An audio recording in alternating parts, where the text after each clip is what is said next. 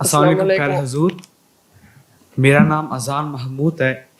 تو میں نے آپ کو کہنا تھا کہ میں وقف روم میں ہوں تو میں جامعہ میں جانا چاہتا ہوں. اچھا، بڑی خوشی کی بات ہے. جاؤ. کس نے کہا ہے نہ جاؤ؟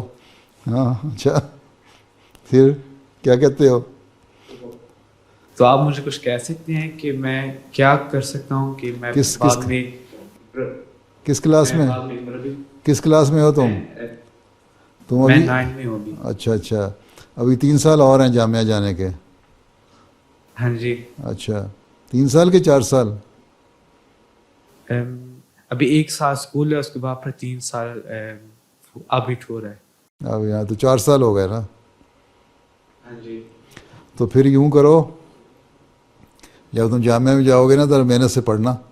جامعہ کی پڑھائی ذرا مشکل پڑھائی ہے، محنت سے پڑھو گے تو انشاءاللہ کامیاب ہو جائے گا. اور صرف اصل چیز جامعہ میں جانا یہ نہیں ہے کہ تعلیم حاصل کر لی. اصل چیز یہ ہے ہمارے مربی کے لیے ضروری چیز کہ اس میں روحانیت بھی ہونی چاہیے، اس کا اللہ تعالیٰ سے تعلق بھی ہونا چاہیے. ٹھیک ہے؟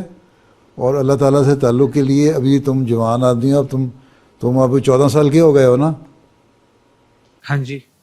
اب دیکھو اس عمر میں اللہ تعالیٰ سے تعلق ہونا چاہیے. تمہاری نمازیں جو ہیں نا 5 نمازیں پڑھو، بڑے غور سے پڑھو، سوچ سمجھ کے پڑھو.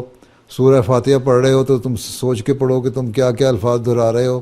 اللہ سے مانگو، رو رو کے مانگو. اس طرح تمہاری اللہ سے تعلق بڑھے گا، تمہاری روحانیت بڑھے گی. پھر تم جامعہ جاؤ گے تو اس کے بعد مزید اس میں ترقی کرنا. ان ملکوں میں رہتے ہوئے جہاں دنیا داری کی بہت ساری باتیں ہوتی ہیں اور غلط قسم کے کام ہو رہے ہوتے ہیں، یہاں ہمیں کوشش کرنی چاہیے کہ نوجوان جو ہیں نا وہ اللہ سے تعلق میں بڑھیں. جب تم نمازوں کی طرف توجہ دو گے، اللہ سے تعلق میں بڑھو گے تو اس سے تمہاری روحانیت بڑھے گی. پھر جامعہ میں جا کے مزید اس کو بڑھانا. اصل چیز یہ ہے، علم تو حاصل ہو ہی جائے گا. تمہیں 7 سال پڑھو گے، کچھ نہ کچھ تو پڑھائی دیں گے تمہیں، یا امتحان پاس کرو گے تو علم حاصل ہو جائے گا. لیکن اصل چیز جو ضروری ہے وہ یہ ہے کہ تمہاری روحانیت بھی ساتھ بڑھے، اللہ تعالیٰ سے تعلق بھی ساتھ بڑھے.